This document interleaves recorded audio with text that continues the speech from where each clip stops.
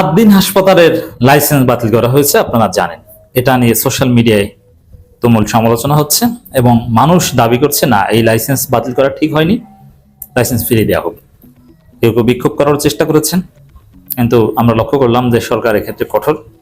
সরকার শুধু আদ্দিন মেডিকেলের লাইসেন্স বাতিল করেই ক্ষান্ত হয়নি, বরং আদ্দিন মেডিকেলের বা হাসপাতালের সামনে পুলিশ মোতায়েন করেছে। কোনো বিক্ষোভ তারা সহ্য করবে না, মানে দে আর ভেরি সিরিয়াস, এবং রোগীদেরকে সরিয়ে নেওয়ার কথা বলছে, আরো নানান কিছু। এটা বাংলাদেশের জনগণের জন্য একটা অ্যাসিড টেস্ট। আদ্দিন হাসপাতালের লাইসেন্স বাতিল করা ঠিক হয়েছে কিনা, চূড়ান্ত পরিণতি কি হবে, কি করা উচিত, এই বিষয়ে অতি জরুরি কিছু আলোচনা করব। সবাইকে সম্মান অনুরোধ করব, মন্তব্য করার অনুরোধ করব। আপনারাও আপনাদের মতামত দিবেন, কারণ এটা বাংলাদেশের জনগণের, বিশেষ করে ইসলামপন্থীদের বাঁচা মরার লড়াই। দর্শক দেখেন, আদ্দিন হাসপাতালের লাইসেন্স বাতিল এটা পুরোপুরি পলিটিক্যালি মোটিভেটেড। এর সাথে প্রকৃতপক্ষে হাসপাতাল ব্যবস্থাপনা, ন্যায় বিচার এর কোনো সম্পর্ক নেই। দেখেন, এই যে শিশু মেডিকেল নেগলিজেন্স, অবহেলা, আদ্দিন হাসপাতাল কর্তৃপক্ষের অবহেলার কারণে, এবং সে অবহেলাকে ধামা চাপা দিতে তাদের কিছু প্রতারণা চেষ্টা, সাংবাদিকদের গালাগালি চেষ্টা, আরো নানান কিছুর বিরুদ্ধে কিন্তু আমরা কঠিন ভাষায় কথা বলেছি, এবং সেটা এখনো বলবো। এমনকি আদ্দিনের সেই নেগলিজেন্স, সেটাকে লঘু করতে শিশির মনিরের যে চেষ্টা, তার বিরুদ্ধেও কিন্তু আমি জোরালোভাবে কথা বলেছি, এবং তার প্রভাব শিশির মনিরের উপর পড়েছে। এরকম আমাদের কাছে এটা রেকর্ড আছে যে শিশির মনির কোনো একটা মামলায় তিনি ওকলাতনামার সাইন নিয়েছেন, কিন্তু আমরা সোশ্যাল মিডিয়া সমালোচনার ফলে তিনি সেখান থেকে ফিরে আসতে বাধ্য হয়েছেন, তিনি বেকায়দায় পড়েছেন। তবে আমরা কিন্তু শিশির মনিরকে চাপ প্রয়োগ করতে পারি। আমরা বলেছি যে একটা শিশু, 6টা শিশু না, একটা শিশু নেগলিজেন্সে মারা যাবে, আমরা এমন বিচার চাই যে কর্তৃপক্ষের নেগলিজেন্সে মারা গেছে, ওই কর্তৃপক্ষ যেন ঠিকভাবে উঠে দাঁড়াতে না পারে, দৃষ্টান্তমূলক শাস্তি চাই, প্রয়োজনে তার মৃত্যুদণ্ড চাই যদি আইন থাকে। কারণ এটা সহ্য করা হবে না। আমার দেশে শিশু মারা যাবে চিকিৎসা অবহেলায়, নার্সদের, ডাক্তারদের, কর্তৃপক্ষের অব্যবস্থাপনায়, এটা সহ্য করার মতো না। কিন্তু মনে রাখতে হবে, আদ্দিন হাসপাতালের লাইসেন্স বাতিল এটা এই মেডিকেল নেগলিজেন্সের জন্য না, এটা মেডিকেলের সুষ্ঠু ব্যবস্থাপনার জন্য না, এটা পুরোপুরি রাজনৈতিক উদ্দেশ্যে প্রণোদিত। আদ্দিনের লাইসেন্স বাতিল, ইসলামী ব্যাংক দখল, এবং কেউ কেউ বলছেন যে এরপরে ইবনে সিনা টার্গেট করবে, তারপরে ফোকাস রেটিনা টার্গেট করবে, এগুলো একই সূত্রে গাঁথা, এগুলো পলিটিক্যালি মোটিভেটেড। ইসলামপন্থীদের যে মডেল, যে ইসলামপন্থীরা সমাজ সেবায় উজ্জ্বল দৃষ্টান্ত স্থাপন করতে পারে, ইসলামপন্থীদের মডেলেই সেরা মডেল। যেমন ইসলামপন্থীরা ইসলামী ব্যাংক প্রতিষ্ঠা করে, কায়েম করে দেখিয়েছে যে এশিয়ার সেরা ব্যাংক হয়, সবচেয়ে বড় ব্যাংক হয়। এটার উপর ভিত্তি করে ইসলামপন্থীরা দাবি করছে যে আমাদেরকে বাংলাদেশ চালানোর দায়িত্ব দেন, এশিয়ার সেরা বাংলাদেশ বানিয়ে দেব, সিঙ্গাপুর, দক্ষিণ কোরিয়া হয়ে যাবে বাংলাদেশ। এই মডেলকে ধ্বংস করার পরিকল্পনার অংশ হিসাবে আদ্দিনের লাইসেন্স বাতিল। কারণ আদ্দিন নামটাই ইসলামিক নাম, এবং ইটস ট্রু, আদ্দিন এটা আকিজ গ্রুপের একটা দাতব্য প্রতিষ্ঠান। এখানে তাদের যে তেমন লাভ হয় তা না, এটা তাদের সেবামূলক একটা প্রতিষ্ঠান, ভর্তুকি দিতে হয়। তবে যেহেতু ইসলামপন্থীদের এবং আদ্দিনের কেউ কেউ জামাতের সাথে অ্যাফিলিয়েটেড বলা হয়, যদিও এটা পুরোপুরি সত্য নয়। একসময় জামাতের সাথে অ্যাফিলিয়েটেড ছিলেন, তারা এখন তাবলিগ জামাত বা চরমনাই এদের সাথে ভালো সম্পর্ক রাখেন। যার কথা বলা হয়, আমি এক্স্যাক্টলি নাম বলছি না, যার কারণে, যে ব্যক্তির কারণে আদ্দিনকে জামাতি প্রতিষ্ঠান বলা হয়, সেই ব্যক্তি আসলে জামাত না। তিনি ভালো লোক, সবার সাথেই তার ভালো সম্পর্ক, কিন্তু ধর্মীয় দিক থেকে তিনি তাবলিগ জামাত, এটা আমি বললাম, তিনি জামাত না। হ্যাঁ, ছাত্র জীবনে তিনি শিবির ছিলেন, বাট তিনি তাবলিগ জামাত। যার ফলে দেখেন, জামাতের ইসলামী ব্যাংক দখল করে নিয়ে যায়, সেখানে চরমনাই খুশি, কিন্তু আদ্দিনের লাইসেন্স বাতিলের বিরুদ্ধে কিন্তু চরমনাই আলাদাভাবে একদম বিবৃতি দিয়েছে, এবং কৌমিদের একটা বিরাট অংশ আদ্দিনের পাশে দাঁড়াচ্ছে আর ফেসবুকে লিখছে। কারণ আদ্দিন বা এটা চেয়ারম্যান বা যারা, তারা কৌমিদের সাথে ভালো সম্পর্ক রাখে, ওই সেলসেলার। আপনারা যেভাবে সরলভাবে জামাত বানিয়ে দিয়েছেন, ওইভাবে জামাত না। তবে হ্যাঁ, সবার সাথে ভালো সম্পর্ক, আওয়ামী লীগ আমলে আওয়ামী লীগের অনেকের সাথে ভালো সম্পর্ক ছিল, এবং আদ্দিন পরিবারের কেউ কেউ আওয়ামী লীগের এমপিও ছিল, অন্তর্বর্তীকালীন সরকারের উপদেষ্টাও ছিল। মানে এই ধরনের ব্যবসায়ীরা সবার সাথেই সম্পর্ক রাখেন।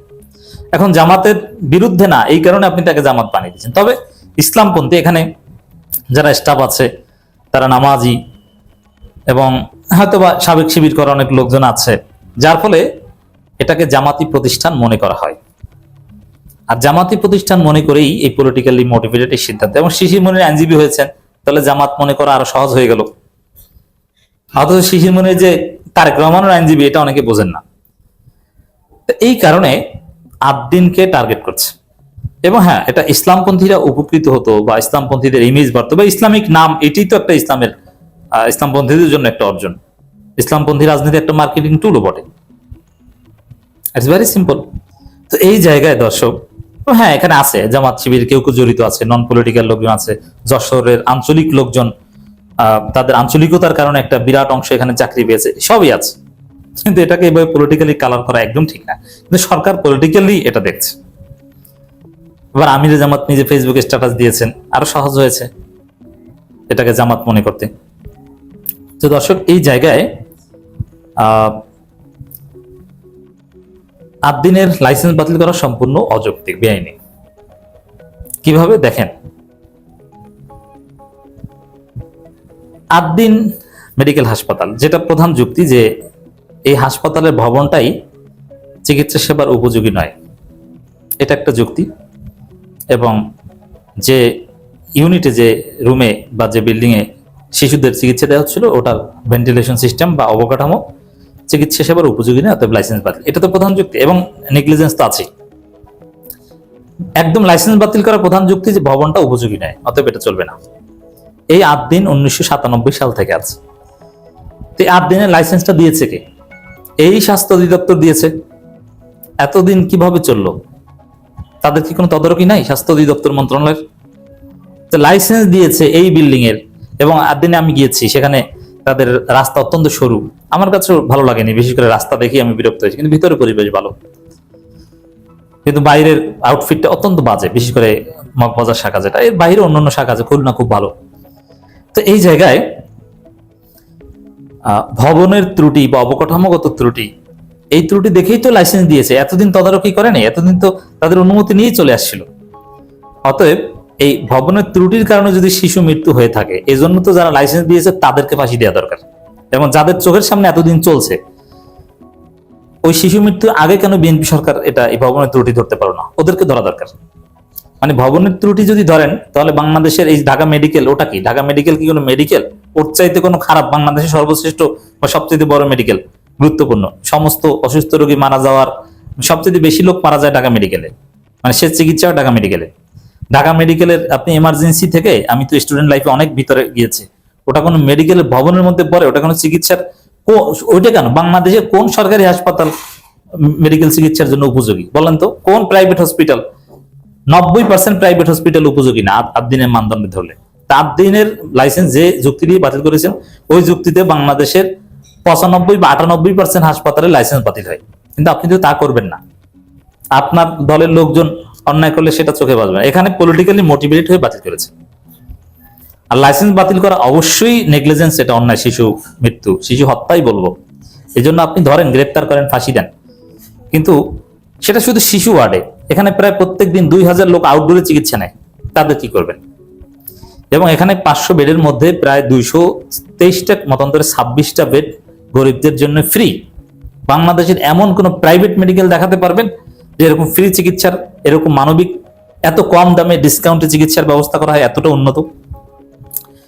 এই যে গরিব মানুষদের বঞ্চিত করেছেন। আকিজ গ্রুপের কোনো লস নাই, কারণ এটা তাদের দাতব্য প্রতিষ্ঠান, তারা বরং এখানে লাভবান হবে, তাদের ভর্তুকি কমে যাবে। কিন্তু এই যে মানবিক কাজ, আপনি ইসলামপন্থীদের মাধ্যমে মানবিক কাজ করতে দিবেন না, মানুষ মরে মরুক। আদ-দ্বীনের লাইসেন্স বাতিল করার ফলে চিকিৎসার অভাবে আপনি 6টা শিশুর মৃত্যুর ঘটনা দেখেই সিদ্ধান্ত নিয়েছেন না? ওরকম 600 লোক মারা যাবে চিকিৎসার অভাবে, আপনি নিশ্চিত থাকেন। কারণ আদ-দ্বীন না থাকলে তারা চিকিৎসাই পাবে না। ফ্রি চিকিৎসা পেত, ফ্রি বেড পেত, প্রাইভেট হসপিটাল ফ্রি বেড, এটা কল্পনা করতে পারেন? তাও ঢাকার একটা গুরুত্বপূর্ণ এলাকায় এটা আদ-দ্বীন করতো। এবং আদ-দ্বীনের যে উন্নত pathological test with huge discount, অকল্পনীয়, কেউ দিবে না। যেখানে সবাই গরিবের পকেট কাটে, সেখানে গরিবদের ফ্রি চিকিৎসা দেয়। আপনি জুলুম করেছেন। তবে হ্যাঁ, এটা রাজনৈতিকভাবে মোকাবেলা করতে হবে, প্রয়োজনে জামাতকে আন্দোলন করতে হবে।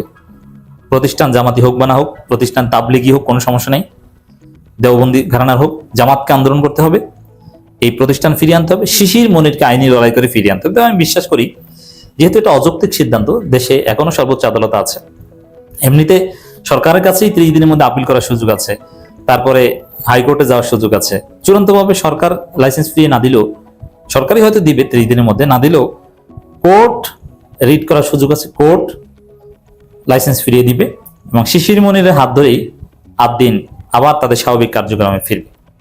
তবে হ্যাঁ, আদ্দিনের যে ত্রুটি বিচ্যুতি, এর সাথে এটাও দূর হবে বলে আমরা মনে করি।